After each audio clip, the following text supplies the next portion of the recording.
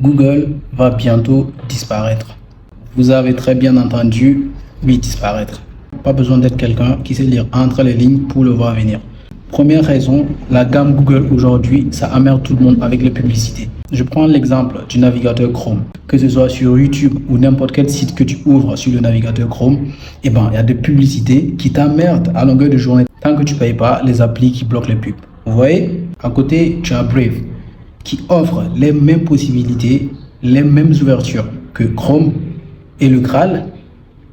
Il bloque les publicités. Naturellement, voilà, tu n'as pas besoin de payer. Donc, pour moi, en fait, côté navigateur, il y a Brave qui risque dans les prochaines années de dépasser Chrome.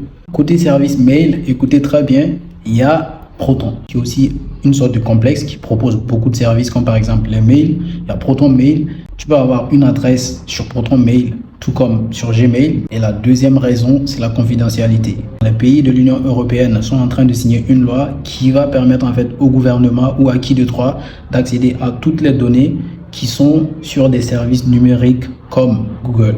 Donc, votre confidentialité est gravement compromise si cette loi-là venait à voir le jour. Et ça va arriver. À côté, les deux que je viens de citer là, c'est-à-dire Brave et Proton Mail, ils sont réputés pour leur confidentialité. Je ne dis pas que ça ne va pas changer demain, mais pour le moment, en tout cas, ça propose une confidentialité meilleure. Maintenant, parlons de moteur de recherche. Vous utilisez peut-être Google pour la recherche sur Chrome, mais il y a aussi Brave Search qui est sur Brave. Donc, c'est le moteur de recherche de Brave qui vous permet aussi de faire littéralement tout ce que Google fait. Voilà. Mon audience africaine va me dire, mais en quoi ça nous regarde, nous?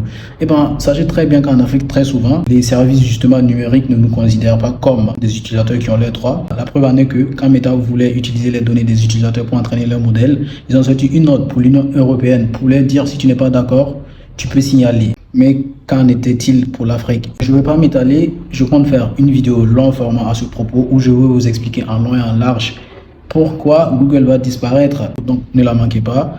Et en attendant, j'ai une doléance. Vous voyez Brave et Proton, si mes prédictions venaient à voir le jour, c'est-à-dire Brave devient plus utilisé que Google et que le service mail de Proton dépasse celui de Google, c'est-à-dire Gmail, je veux des partenariats avec ces deux boîtes-là.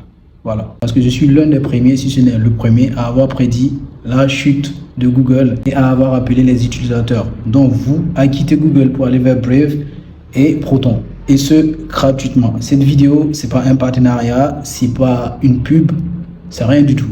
Donc, je le fais gratuitement, avec de la lucidité, avec une vision pour demain. Et le moment venu, je veux mon dû. Voilà.